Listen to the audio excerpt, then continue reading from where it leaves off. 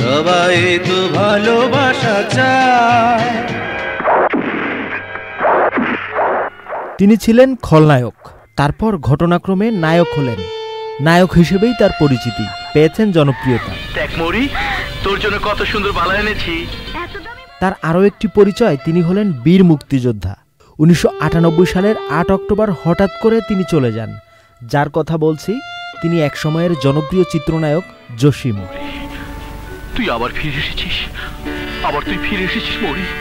চলচ্চিত্র ক্যারিয়ারে খেটে খাওয়া মানুষদের প্রিয় নায়ক হয়ে উঠেছিলেন তিনি একমাত্র নায়ক যিনি একাধারে ধুমধুমার অ্যাকশন ছবি করে হাততালি কুড়িয়ে নিতেন, আবার নায়ক হয়ে দর্শকদের আবেগতাড়িত করতেন। আর তাই তার চলে যাওয়ার এতগুলো বছর পরেও দর্শকদের মনে তার অভিনয় দাগ কেটে আছে।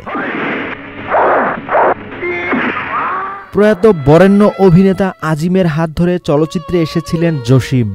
1972 সালে দেবর চলচ্চিত্রের মধ্য দিয়ে বাংলা সিনেমায় তার অভিষেক হয়েছিল। এরপর 1973 সালে দেওয়ান নজরুল পরিচালিত দোস্ত দুশমন সিনেমা দিয়ে আলোচনায় এসেছিলেন জসিম। সিনেমাটি তখন দারুণ ব্যবসা সফল হয়েছিল। সেই সুবাদে জসিম বেশ কয়েক বছর জনপ্রিয়তার সঙ্গে খলনায়ক হিসেবে কাজ করেছিলেন। নায়ক হিসেবে জসিমের আত্মপ্রকাশ করান দেলোয়ার জাহান ঝন্টু। সেটি ছিল সবুজ সাথী সিনেমায়।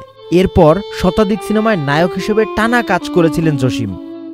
80-র দশকে তিনি ছিলেন জনপ্রিয়তার তুঙ্গে। প্রায় সব নায়িকার সঙ্গে জুটি বাঁধলেও শাবানা ও রোজিনার সঙ্গে জসিমের জনপ্রিয়তা ছিল তুঙ্গে। জসিমই একমাত্র নায়ক যিনি শাবানার সঙ্গে প্রেমিক ও ভাইয়ের চরিত্রে সমান তালে অভিনয় করেছিলেন।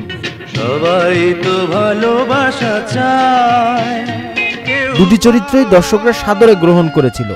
আজ 8 অক্টোবর চিত্রনায়ক জসিমের মৃত্যুর 26 বছর পূর্ণ হলো। বাংলাদেশ আর বাংলাদেশের চলচ্চিত্র যতদিন থাকবে ততদিন এই বাংলার মানুষ চিত্রনায়ক